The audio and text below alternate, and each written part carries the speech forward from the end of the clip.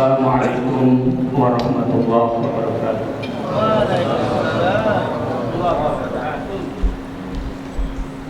Alhamdulillahirabbil alamin alladzi farrada 'alaina bis-siyam. Asyhadu an la ilaha illallah wa asyhadu anna Muhammadar Rasulullah. Allahumma shalli ala Muhammadin wa ala jami'il anbiya'i wal mursalin wa ala alihi wa sahbihi ajma'in. Amma ba'd. Qala Allah fil Qur'anil Karim, a'udzu billahi minasyaitonir rajim. Bismillahirrahmanirrahim. Ya ayyuhalladzina amanu kutiba 'alaikumus shiyam kama kutiba 'alal ladzina min qablikum la'allakum tattaqun. Wa qala Nabi sallallahu alaihi wasallam, sumu tasihhu. Kaum muslimin, jamaah sholat isya dan qiyamul lail tarawih di Masjid Al-Muhajirin Slipi Jakarta Barat ini, marilah kita sama-sama memuji akan kebesaran Allah Subhanahu wa Ta'ala, dan kita senantiasa bisa dan mampu membaca tanda-tanda kebesaran Allah yang terjadi di dalam kehidupan kita. Ada satu nikmat karunia yang terbesar yang harus kita syukuri ketika kita dijadikan sebagai umat Nabi Muhammad SAW. Rasulullah SAW pernah berhadis, seandainya umatmu itu tahu apa yang aku ketahui tentang bulan yang mulia yaitu Ramadan, niscaya umatku akan meminta kepada Allah, jadikanlah seluruh bulan itu menjadi bulan Ramadan. Kaum muslimin, jamaah tarawih yang berbahagia, ada fenomena kehidupan yang harus kita cerna, kita pelajari, dan kita sikapi bersama, bahwa kebenaran yang bersifat mutlak itu adalah milik Allah dan tidak bisa diganggu melalui nalar manusia. Manusia itu hanya bisa mendekati untuk menuju kebenaran hakiki yang dimiliki oleh Allah SWT. Oleh sebab itu Allah menurunkan Rasulnya, Allah memberikan wahyunya yang berupa Al-Quranul Karim dan sunnah Rasulullah SAW agar kita menjadi manusia yang beruntung memperoleh kebahagiaan secara lahiriah dan batiniah di dunia ini dan kehidupan di akhirat kelak. Jamaah tarawih secara singkat saya hanya mengurai sedikit atau apa yang bersifat pengulangan sebelumnya, atau bahkan ada hal yang baru yang harus kita sikapi bersama. Ketika sekularisme memasuki pada pemikiran masyarakat Indonesia, bahkan memasuki pemikiran orang-orang Islam di Indonesia, maka kita ditempatkan oleh Allah di bulan Ramadan ini harus memiliki ketajaman secara lahiriah dan ketajaman batin kita, sehingga kita tidak tersesat jalan. Kalau ada seorang pendeta yang bernama Saifuddin Ibrahim yang lagi viral itu menyoal 300 ayat. Dia tidak membaca di dalam surat Al-Hasyr, "Lau anzalna hadzal Qur'ana 'ala jabalin la ra'aitahu khashi'an mutasaddian min khasyatillah wa tilkal amsal nadribuha lin-nas la'allahum yatafakkarun."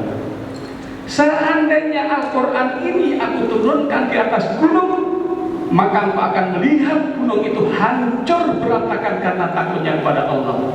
Dan itulah Allah membuat perumpamaan bagi orang-orang yang mau berpikir. Inilah kebenaran hakiki yang tidak bisa dijangkau oleh manusia. Bahkan seorang profesor yang mencoba untuk meneliti tentang teknologi Al-Quran, 40 tahun umurnya dihabiskan untuk meneliti satu kejadian, bahwa ketika Allah membuktikan kebenaran kepada umat manusia ini, bahwa yang hak itu hak, yang batil batil, maka Allah memberikan mukjizat kepada Nabi Musa ketika dikejar oleh Fir'aun. Di tepi laut, seorang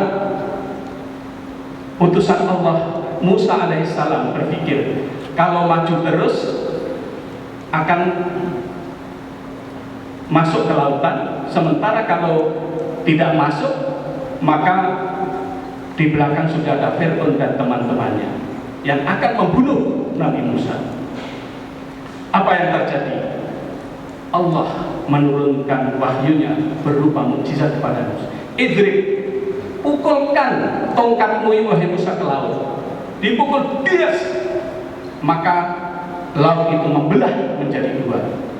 Dan itu kisah yang kita dapatkan mulai dari SD, MI sampai ke perguruan tinggi. Benar itu. Dan itu harus kita teliti dan harus kita nalar, harus kita sikapi bersama. Ketika Musa diselamatkan oleh Allah, lepas dari pembunuhan dan pengejaran oleh Fir'aun, maka ketika itu Fir'aun yang berbuat zalim, yang berbuat batil, yang berbuat rakus dan lain sejenisnya, akhlakul madhumumah itu di dalam memimpin kerajaannya, maka Fir'aun masuk ke jalan itu. Apa yang terjadi? Allah menutup jalan itu seketika dan tenggelamnya Fir'aun. Dan sekarang itu muminya itu terbukti sejarah manusia. Itu loh contoh yang tidak boleh diulang oleh kita semua. Kaum muslimin jamaah tarawih yang berbahagia, seorang Profesor Dr. Kadir Yahya meneliti kejadian seperti itu, dihitung secara matematis. Ketika jalan membelah spontan itu, alangkah dahsyatnya tekanan dari samping kanan dan samping kiri. Karena secara lahiriah tidak ada yang menyaksikan dan tahu siapa yang menghalangi itu. Itu dihitung secara matematis dan secara rinci, itu mengalami gelombang yang begitu itu, sampailah dia mendapatkan seorang gelar profesor, guru besar di bidang fisika dan metafisika. Akhirnya, kalau seandainya manusia Muslim dan Muslimah menggunakan kekuatan Al-Quran ini sebagai teknologi yang tidak akan bisa ditandingi oleh apapun, sungguh insya Allah kita sebagai umat Islam akan menjadi manusia yang bermutu, manusia yang berkualitas untuk mengawal perjalanan kehidupan umat manusia, baik secara pribadi, masyarakat, bahkan tingkat bangsa dan negara. Oleh sebab itu, jamaah tarawih yang berbahagia, sengaja saya wakafkan buku ini, ada sekitar 3.500. Tolong bisa dibaca dan disempurnakan, karena ini buku saya yang pertama dulu. Jalan keindahan dan kemuliaan menuju Allah saya hadiahkan pada imam kita.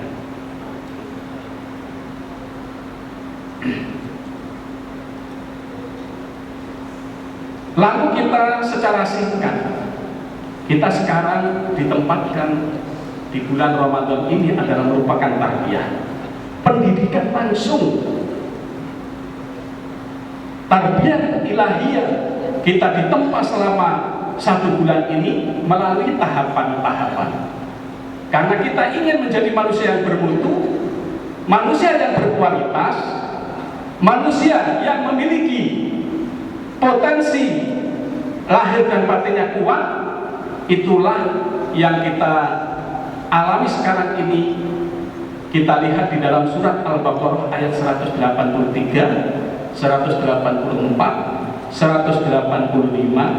184. Indah dan kajian itu akan sangat memukau kepada dunia apabila ini diriset, bahwa sumu tasiku, berpuasa kamu agar badan menjadi sehat.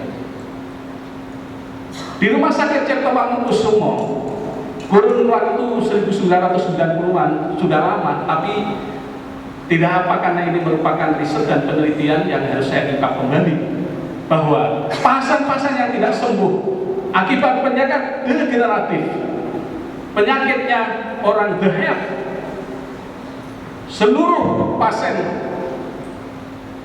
berhari bahkan berbulan tidak sembuh-sembuh.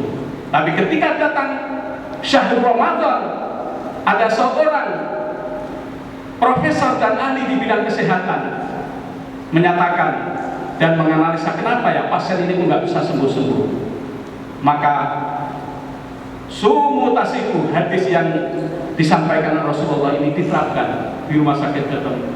Seluruh pasien, baik agama Kristen, agama Hindu, agama Buddha, agama Konghucu, dan khususnya saudara-saudara kita Muslim yang kena sakit, suruh terapi puasa.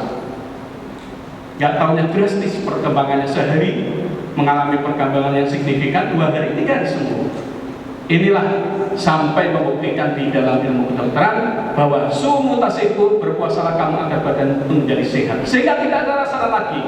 Yang sakit emah, tidak ada ceritanya puasa bisa membawa kematiannya, tidak. Ini yang perlu kita renungkan bersama, sehingga kerjaan apapun yang kita alami itu justru akan bisa menundukkan mudah kita menguasai hawa nafsu. Karena hawa nafsu ini dihukum oleh Allah di panas yang lebih dari 100 derajat tidak mati. Hawa nafsu ini dihukum oleh Allah di suhu yang sangat dingin, di bawah 0 derajat sampai 100 derajat tidak mati. Tapi ketika Allah menjadikan puasa Ramadan, syahrul mubarakah, hawa nafsu itu hanya bisa ditaklukkan dengan puasa. Ketika jam 12 terasa kita lapar, ketika jam 1 lemes badan kita, itulah saat itu hawa nafsu. Ketika ditanya sebelum Ramadan, man anta, siapa engkau dan siapa aku, dia masih menjawab ala bahasa kita, lu, gua. Tapi ketika dimasukkan baru sehari di perutnya orang-orang yang beriman yang terpanggil untuk melaksanakan berpuasa, dia angkat tangan saat jam 12. Ya, anta Rabbi wa ana abdu, engkau Tuhanku dan akulah sebagai hamba. Saat itulah bersama kita sudah menjadi hawa nafsu yang amarah itu meningkat menjadi hawa nafsu lawwam. Lebih-lebih tahapan awal, kedua, ketiga menjadi nafsu mutmainnah yang tunduk dan patuh kepada hukum-hukum Allah yang kita kenal adalah syariah Islamnya. Kaum muslimin jamaah Jumat, jamaah tarawih yang berbahagia, maka puasa itu membuat kesehatan kita agar kita termotivasi. Ada satu hadis yang ingin dalam waktu 1 menit 2 menit saya singgung. Di dalam hadis disebut al-jannatu mustaqatun ala arba'in nafarin. Surga itu merindukan kepada 4 golongan. Yang pertama, ta'lil Quran, membaca Al-Quran, membaca huruf-huruf Al-Quran itu yang sudah sampai ke medsos kita itu berjumlah 1.027.000 huruf di dalam Al-Quran. Kalau Ramadan ini dilipat gandakan, di luar bulan Ramadan kita membaca Al-Quran 1 huruf dibalas oleh Allah 1 pahala, maka selama bulan Ramadan membaca 1 huruf itu dilipat gandakan menjadi 10, ditambah lagi menjadi 70 kali lipat. Kalau dikalikan dengan 1.027.000 huruf, maka ayat-ayat yang Bapak baca itu sudah memiliki investasi yang akan sanggup menolong diri kita. Yang itu nanti akan datang sebagai syafaat di yaumil qiyamah. Ini teknologi. Apalagi bisa membaca, mampu mendalami, tahu artinya, dan berusaha untuk mengamalkannya. Berapa kali lipat? Berapa ribu kali lipat? Belum lagi fihi lailatul mubarakah, di dalam bulan Ramadan ini ada 1 malam yang apabila kita mendapatkan kebaikan itu, maka kita seolah-olah berumur 82 tahun lebih tanpa berbuat dosa dan salah. Makanya Rasulullah SAW menyatakan, man shoma Ramadana imanan wa ihtisaban ghufira lahu ma taqaddama min dhanbi. Itu yang pertama. Maka kita harus membaca Al-Quran, kita harus menghatamkan Al-Quran, kita harus menggali, mengkaji dan mengamalkannya. Yang kedua, wahafidil lisan. Wahafidil lisan ini implementasi dalam medsos. Hati-hati itu. Dari pagi sudah mulai pencet-pencet itu.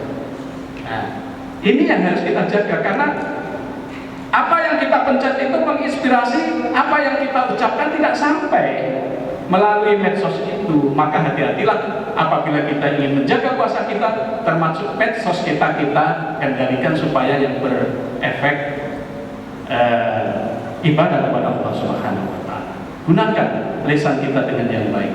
Ada 7 kata-kata dalam Al-Quran: qaulan ma'rufa, qaulan ladhidha, qaulan syadida. Jadi ada kata-kata yang mulia. Maka puncak daripada keislaman kita, keimanan kita, ketakwaan kita itu mahabbatullah. Yang ketiga, wa mutimul jina, memberikan makan orang-orang yang lapar. Di bulan Ramadan ini kita diharapkan oleh Rasulullah. Dalam hadisnya, Rasulullah memberikan contoh betapa murahnya Rasulullah dalam bulan Ramadan. Di luar bulan Ramadan sudah murah Rasulullah, tapi ketika masuk bulan Ramadan berlipat ganda yang dilakukan oleh Rasulullah, memberikan contoh pada umatnya. Walaupun sekarat kurma, kita harus menebarkan kebaikan itu. Dan yang keempat, puasa Ramadan. Insya Allah pada ceramah berikutnya akan diperdalam lagi. Dan saya berharap pada diri saya dengan bapak-bapak dan adik-adik sebagai jamaah tarawih ini, mari puasa ini bisa menjadikan diri kita berkualitas. Yang disebut mahkota ketakwaan kepada Allah Subhanahu wa Ta'ala itu kita raih melalui tahap pertama rahmat, tahap kedua maghfirah, dan tahap ketiga itu kebenaran. Apa langkah-langkah yang harus tetap kita lakukan? Jadidu imanakum, perbarui syahada kita. Setiap hari, setiap saat kita menyatakan asyhadu an la ilaha illallah, la ilaha illallah, asyhadu an wa asyhadu anna Muhammadar Rasulullah, la ilaha illallah, dzul malikul haqqul mubin, Muhammadur Rasulullah shadiqul wa'dil amin. Kalau ini kita baca terus, kita renung, kita kristalisasikan, masya Allah, itu akan keluar nur yang sudah ditancapkan oleh Allah berpuluh-puluh tahun, hidup kembali, kemudian itu dibantu dengan kekuatan teknologi Al-Quran yang sudah kita baca. Inilah, semoga kita menjadi inspirasi buat kita untuk menyelesaikan kewajiban saum pada bulan Ramadan kita ini. Barakallah, terima kasih. Mudah-mudahan ada kebaikan di antara kita, dan apabila ada yang masih ada yang ingin memiliki buku, mungkin ada bangsa 1 dus, 2 dus masih bisa saya berikan sebagai wakaf. Sudah ada 3.500 saya sebar di DKI Jakarta ini. Assalamualaikum warahmatullahi wabarakatuh.